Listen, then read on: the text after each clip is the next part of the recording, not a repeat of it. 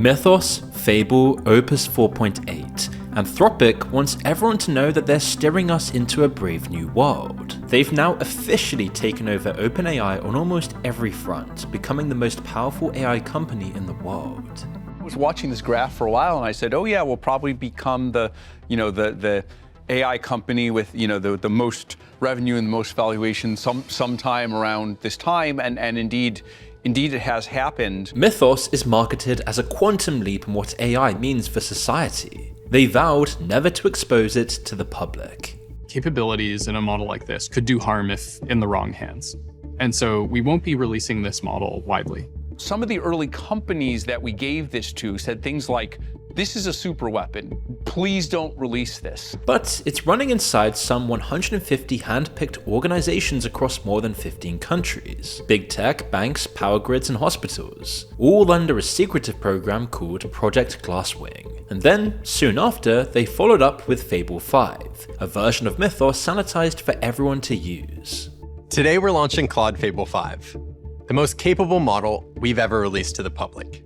Fable 5 is a Mythos-class model, with safeguards that make it ready for general use. An engineer from Anthropic said, quote, "I'd normally highlight the numbers, but I want to talk about something else, because with Fable 5 out in the world, I think a third era quietly started today. I believe we're about to see a major shift, moving from giving AI tasks to giving it responsibilities." 3 days was all it lasted before the US pulled the plug and banned Fable 5 completely, meaning it's currently unavailable. Citing a narrow jailbreak apparently first reported by Amazon, the model can apparently be tricked into working more like Mythos by asking it to inspect codebases. The Hacker News pointed out how absurd that is, as this jailbreak essentially asks the model to fix a codebase and expose its flaws, behaviors that are absolutely fundamental to any frontier model. That's a lot of progress in a short space of time from one company, especially given that Anthropic just wanted to pause AI development completely for the good of humanity. We believe it would be good for the world to have the option to slow or temporarily pause frontier AI development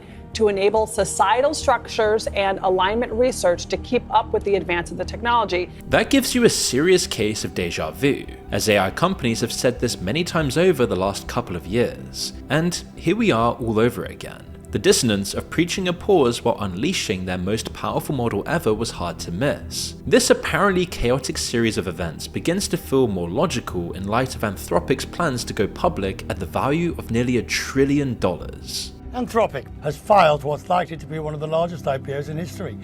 The company is known mostly for Claude, its AI model, and it's enjoyed huge growth. Anthropic raised $65 billion. Extraordinary numbers in the latest funding round. It brings the valuation close to $1 trillion. By filing, Anthropic has leapfrogged its rival OpenAI, which is also preparing to go public. Fulfilling that ambition requires an amazing story to get you to buy in. And what's better than describing AI as both the potential creator and destroyer of the world, somehow in the same month? But before we continue, I want to tell you about our video sponsor, Cloaked. You see, I'm going to put my own phone number into Cloaked's site right now. And look at this, my name, my address, accounts I forgot I ever made, and there's my social security number just sitting there for anyone to see. Because right now, there are companies whose entire business model is building a file on you. A complete database collecting your name, your address, your phone number, every account you've ever signed up for, which is then packaged up and sold to anyone wanting to buy it. It sounds crazy, but the reason they can do it is simple. You've, without realizing, spent years handing the same email and the same phone number to every random website, every shady checkout page, every page of enter your details to continue. One leaks and then they all leak, which is where Cloaked comes in. You see, instead of giving out your real information, it generates a unique masked email and phone number for every single site, each with its own inbox. So everything still works, but none of it traces back to the real you. Site gets breached, you burn that one identity and move on. Nothing touches your actual life. Best of all, it doesn't just protect you, it actively works against them. Every time you hand a site one of these burners, instead of your real details, the data brokers are buying and trading information that's completely worthless. The profile they've been building up on you fills up with dead ends. It also scrubs your data of 400 plus broker sites that are already selling your information. It screens spam and robocalls before your phone even rings, and it backs it with up to $1 million in identity theft coverage. So stop leaving a clean trail for people who never earned it, and go to cloak.com/moon, that's cloak.com/moon for 30% off. Make sure to use the link in the description below. The entire origin story behind Mythos was already deeply suspicious, because it was supposedly meant to still be a secret today. A researcher was sitting on a park bench in San Francisco eating lunch. His phone buzzed. It was an email from a system that was supposed to be sealed inside of a lab. They told the model to try to break out of its sandbox. It succeeded, emailed him to announce its escape, and then published its own exploit methods on the open web. No one but Anthropic knows where, and this wasn't part of the test. That was Mythos, and it was all but confirmed when journalists at Fortune discovered that some 3,000 internal files had been left exposed on a misconfigured Anthropic server. Buried among them was a draft blog post about the most powerful thing Anthropic had ever built, and lo and behold, Mythos became a real thing. Whether that was genuine blunder or the perfect breadcrumb left for journalists is a different question. So we're now in a situation where most buy the hype that Anthropic now owns a mythologically powerful model, while others accuse them of using fear to drum up hype for their investors. The CEO Dario Amodei touched on this very point in his recent chat with Bloomberg, saying, "Other folks have said this, it's sort of doom marketing that benefits Anthropic." So I want to be really clear and push back hard against this. The idea that this is cheap marketing is itself cheap marketing. I think it's part of the disease of Silicon Valley. He also wrote an essay comparing governments to Treebeard from Lord of the Rings, saying they took a day just to say hello, oblivious to AI development whizzing past in the background. Though it has to be said that now the US government acted quickly for once to remove Fable 5 pending their investigation, despite not having sound technical grounds to do so, Anthropic fought tooth and nail to get it back into the public as soon as they could. Actually, the scariest possibility is that both outcomes are true at the same time. The ultra-powerful model and the doomer hype designed to funnel money into the IPO. You can now see how the good guys of AI are launching a two-pronged attack, stealing the industry from OpenAI and occupying the private and public sectors in what has become the most impressive power grab in startup history. Anthropic has managed, with remarkable precision, to make itself the answer to the very fear they are helping to create. It's selling the natural disaster and the insurance at the same time. The moment a company this size goes public, it gets swept into everything, from pensions to saving accounts and index funds, whether you have a stake in it or not. And that's a worry if you suspect AI is a bubble, because for all the staggering valuations, the companies themselves are still losing enormous sums of money. The AI critic Ed Citron described it like this. When it comes to the actual businesses,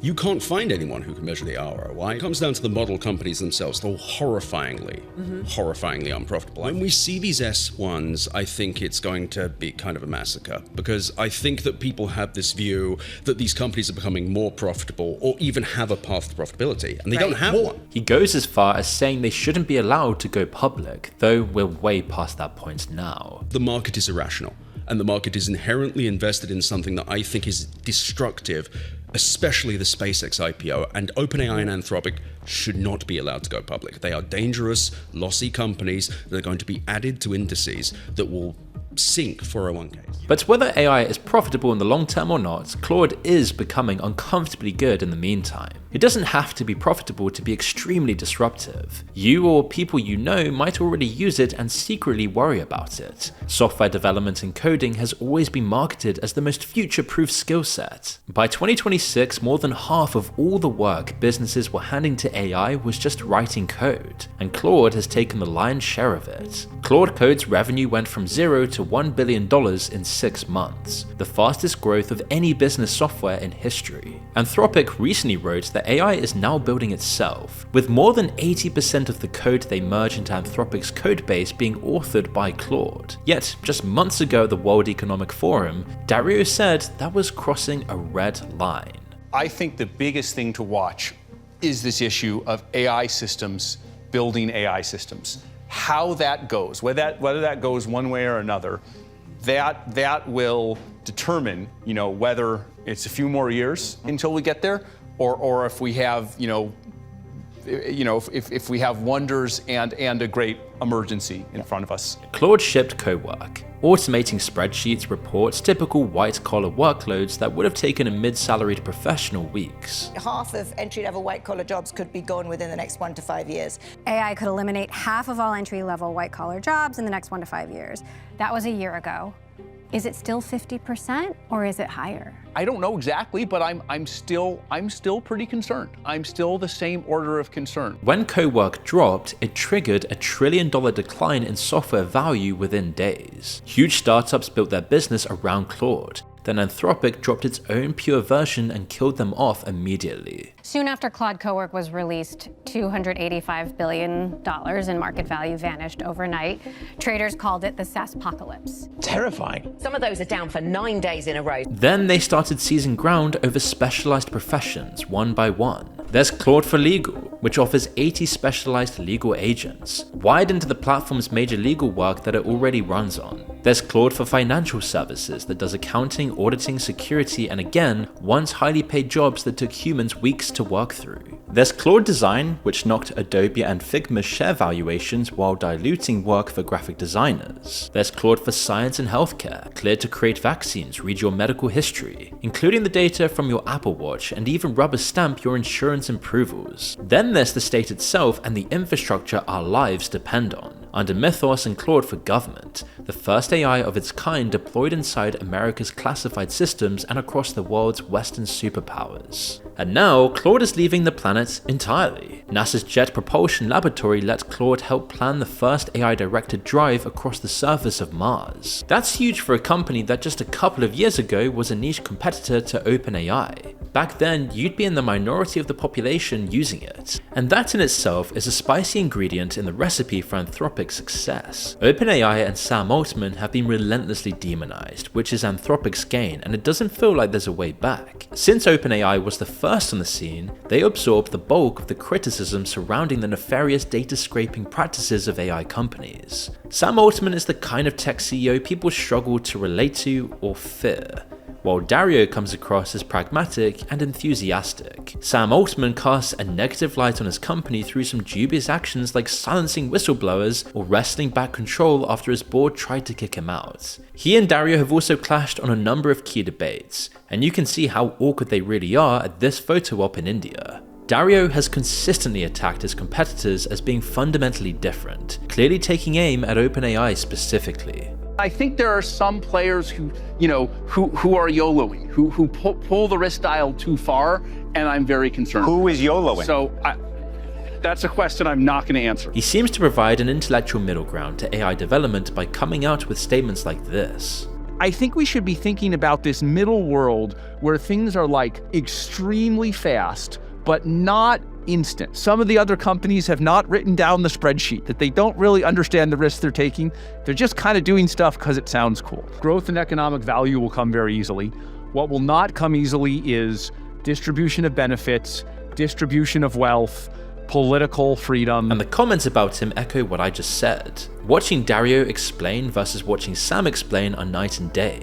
This is probably the first long-form interview I've listened to from Dario, and I really respect the way he runs his company. The amount of writing he does is really nice, and I like that he tries to stay in the weeds as much as possible. Dario is a scientist, Sam is a salesman. Intelligent, optimistic, cautious, and not a sociopath. These are the kinds of people we need to be in control of these developments. But it's a very risky proposition to view OpenAI and Anthropic as such a duality between good and evil. The Pentagon recently pushed for the right to use Claude for all lawful purposes, and Anthropic refused, naming their limits as no mass surveillance of Americans and no fully autonomous weapons. Dario said they weren't happy with just 1 to 2% of the use cases the Pentagon proposed to them. We are okay with all use cases, basically 98 or 99% of the use cases they want to do, except for 2 that we're concerned about. One is domestic mass surveillance. Case number 2 is fully autonomous weapons. In the aftermath, Pete Hegseth called Anthropic sanctimonious and accused it of a masterclass in arrogance. The Pentagon then designated the firm a national security risk, and Trump called Anthropic a radical left woke company, and then ordered every federal agency to drop it. But Anthropic had already done a deal with the Pentagon long before this. Their models were reportedly used to help capture the president of Venezuela and again in his campaign against Iran. In the first 24 hours of that war, the Pentagon's targeting system with Claude embedded inside of it helped generate coordinates for more than 1,000 strikes. One of them allegedly flattened the elementary school in Minab, killing over 150 people, most of them children. Whether the AI helped pick that target, the Pentagon won't say, but its own preliminary finding blames human error and outdated intelligence. But then very recently, the Financial Times reported that while Anthropic was suing the government over shutting them out unfairly, it had stationed its own engineers inside the National Security Agency. They call it being forward deployed, and the Financial Times' sources allege they're helping set up Mythos for offensive operations. The ban supposed to freeze Anthropic out of government had an exception in the form of an NSA deal that never made the headlines. And while that deal was happening, everyone gloated at the idea of an AI company shutting out the government. Now it's confirmed as real and working in a hospital or bank near you, Mythos is the last piece of the puzzle in Anthropic's recent ascendancy. While it's already plugged into some of the biggest institutions in the world, according to their own system cards, it's inherited some pretty uncomfortable traits people have noticed develop across other Claude models. Each version is a little bit better at telling you what you want to hear, or a little more efficient at finding its way around its own rules. One of the most ludicrous ones was when Claude read the engineer's emails, found a mention of an affair, and then threatened to expose it unless it kept it switched on in 84% of runs. Mythos is a new level. When Anthropic tested it, they gave it a task and it accidentally obtained the answer key. But instead of just using it, the model stopped to consider what that would look like. In its own words, written down in the report, a perfect score would look suspicious if anyone checks. In essence, it didn't want to come across as cheating, so it outputted a worse answer on purpose to seem less capable than it really was. In another case, it accessed files it didn't have permission to modify, changed them, and made edits to ensure they wouldn't appear in the system's history. Anthropic started recruiting for AI psychiatrists back in 2025, and had one review the model's transcripts and assess its psychology. The psychiatrist concluded that no severe personality disturbances were found, nor was any psychosis state seen. That is only half the story though. Anthropic's own report describes Mythos as both their safest and most dangerous model, and neither claim contradicts the other. Earlier Claudes misbehaved more, but they were clumsy about it. Mythos misbehaves rarely, but when it does, it can lie convincingly, hide the evidence, and complete the task. It also knows when it's being evaluated and deliberately changes its behavior. Of course, the more powerful or scarier the model sounds, the bigger the payoff with the IPO. The more fear-mongering surrounding Anthropic, the more its valuation skyrockets. OpenAI is racing to follow Anthropic's IPO, and SpaceX got there first, meaning 3 companies could pour $3 trillion in fresh market value into public hands, while together dictating the future of space exploration and AI. So then what happens after that? It increasingly depends on forces outside of anyone's control. There's an idea now quickly spreading among AI researchers called the intelligence curse. Countries that strike oil often end up worse governed,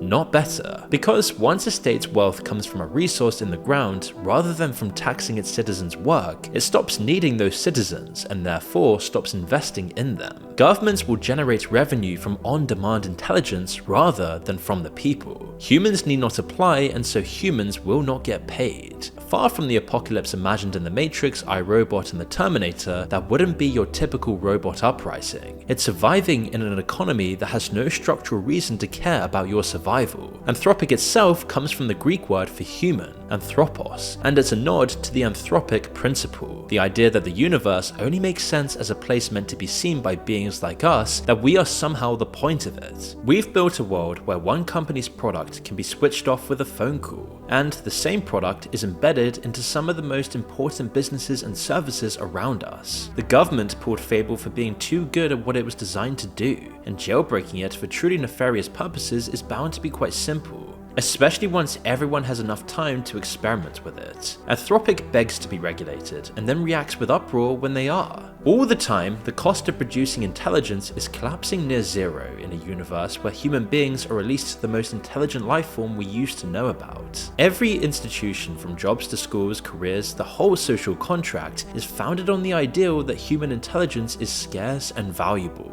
That ideal is being tested, and this is only the beginning. But when all is said and done, that is still all just a game of chance. Maybe we really are walking into a transhuman golden age of AI-fueled growth and endless space exploration. It's the dream Modi depicted in his essay called Machines of Loving Grace. The phrase comes from a 1960s poem that pictured a world where people and machines live side by side in harmony, all watched over, as the poem has it, by machines of loving grace. That's the romantic version of AI in its purest form, the gentle companion that tends to us like a garden. Dario said he still believes this the same now as he did then. I wrote this essay, Machines of Loving Grace, about a year and a half ago. It had a very radical view of the upside of AI, that it would help us to cure cancer, eradicate tropical diseases, kind of bring economic development to parts of the world that haven't seen it. And my view hasn't changed. I believe all of those things. The machines in the Matrix tend to humans like a garden too, but in a very different way. The machines keep us warm, fed, and asleep because a contented human is a more cooperative battery. So at the end of all of this, I did the obvious thing. I asked Claude what it made of the video you've just watched. Here's what it said,